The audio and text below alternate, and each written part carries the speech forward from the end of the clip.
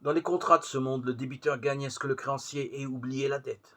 Mais dans les conventions spirituelles, au contraire, il est avantageux pour celui qui doit acquitter une dette importante que ceux à qui elle doit être payée se souviennent constamment de celle-ci. Dans le premier cas, en effet, la somme rendue quitte celui qui paye et passe à celui qui reçoit. Et l'avoir de l'un diminue, tandis qu'augmente celui de l'autre. Dans les affaires spirituelles, il n'en va pas ainsi, mais il est possible à la fois de s'acquitter de sa dette et de garder son avoir.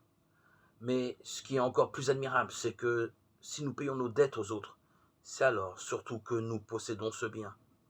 En effet, si après l'avoir enfui dans ma pensée, je le garde constamment sans partager avec personne, mon gain diminue, les ressources s'amoindrissent.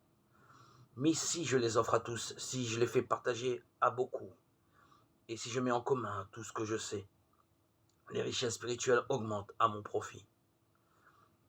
Et qu'il en soit ainsi, et que celui qui partage avec les autres augmente son trésor. Tandis que celui qui cache tout le produit de son travail le fait diminuer. En sont témoins ceux-là auxquels ont été confiés les talents. Matthieu 25, 14, 30. Apportons donc à nos frères ce que nous avons de bon et mettons-le en commun avec tous. Mais ne le dissimulons pas. En effet, lorsque nous partageons avec d'autres, c'est alors que nous nous enrichissons davantage nous-mêmes.